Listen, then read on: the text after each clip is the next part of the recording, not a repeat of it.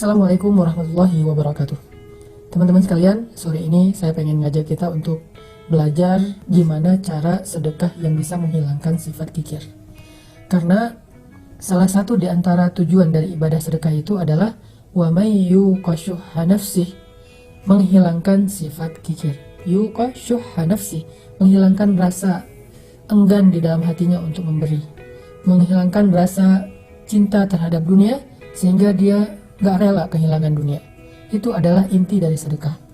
Selain memang ada kasih sayang di dalam sedekah, ada belajar kepedulian di dalam sedekah, silaturahim juga ada di dalam sedekah. Tapi di antara sekian banyak goals dari sedekah, salah satunya adalah menghilangkan sifat kikir. Gimana sih caranya sedekah yang bisa menghilangkan sifat kikir?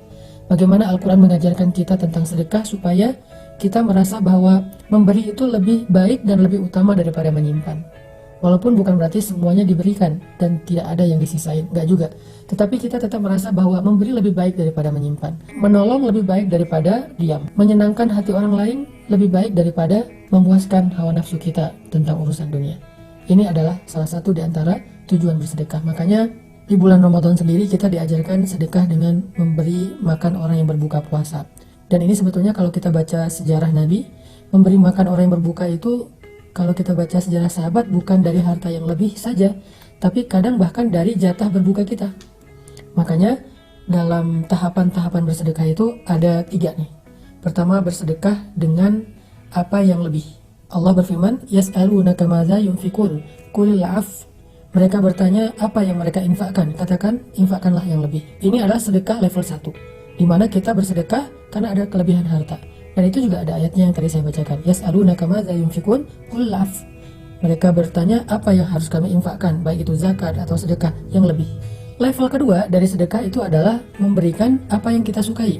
Allah berfirman di dalam surat Ali Imran, lan tanalul birra hatta tunfiqu mimma tuhibbun.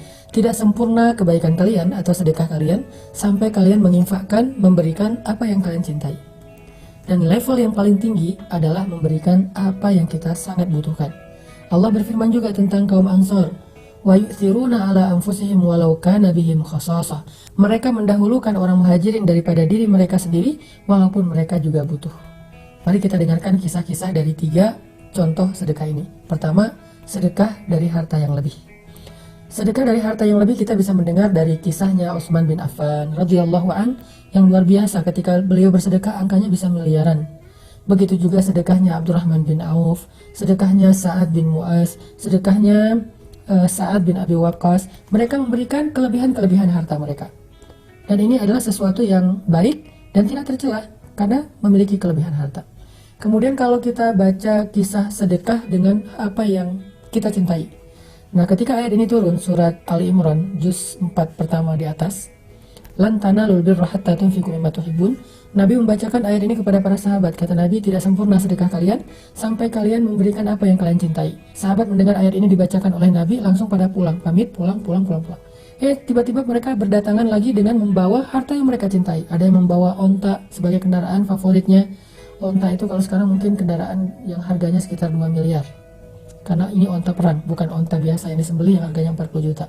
Ada yang bawa onta perang, ada yang bawa kuda, ada yang bawa sertifikat tanah. Ya Rasulullah, ini adalah kebun yang paling saya cintai di antara harta saya. Karena di dalamnya ada banyak sekali pohon-pohon yang subur dan panennya setahun 3 kali. Saya ingin memberikan fisabilillah. Ya Rasulullah, ini saya punya aset rumah. Ya Rasulullah, saya punya pasar. Sampai yang paling kecil mereka memberikan apapun yang mereka miliki, termasuk pakaian. Ya Rasulullah, ini baju kesukaan saya, belinya di Damaskus, belinya di Suriah, dan sekarang saya infakkan fisabilillah. Ini kisah para sahabat berinfak, bersedekah dengan apa yang mereka cintai. Kalau yang ketiga, ini yang paling menarik, adalah bersedekah dengan apa yang mereka butuhkan. Salah satu contohnya adalah kisah seorang sahabat Ansor yang suatu malam dia sedang duduk bersama dengan Nabi. Tiba-tiba datang seorang laki-laki muhajirin mengatakan, ya Rasulullah, saya baru datang berhijrah, saya belum makan, saya nggak tahu tinggal di mana. Kemudian tiba-tiba Nabi berdiri, adakah di antara kalian yang mau menjamu saudara kalian di rumahnya malam ini?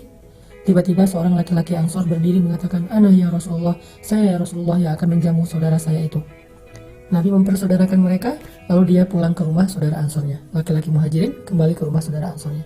Sampai di rumah saudara Ansornya, laki-laki Ansor ini masuk ke rumahnya dulu. Dia bilang ke istrinya, wahai istriku, apakah ada makanan di rumah? Istrinya mengatakan, Ada, tetapi ini jatah makan anak-anak dari tadi siang. Mereka belum makan menunggu ayahnya pulang.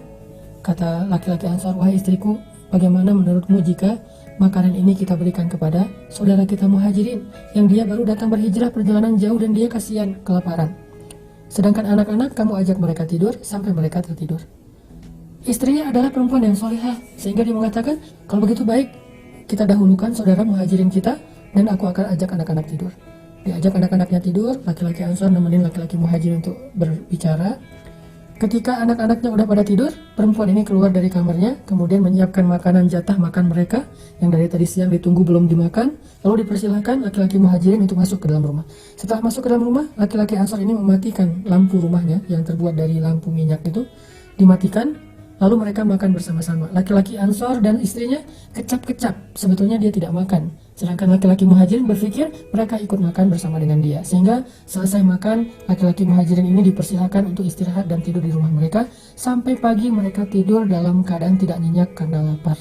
Ini kondisi keluarga Ansar. Wa yu'siruna ala anfusihim walau kana bihim khasasa wa man yuqa syuhha nafsihi fa ulaika humul muflihun. Orang Ansar mendahulukan orang Muhajirin daripada dirinya, walaupun dia sendiri sebetulnya sangat membutuhkan hal itu.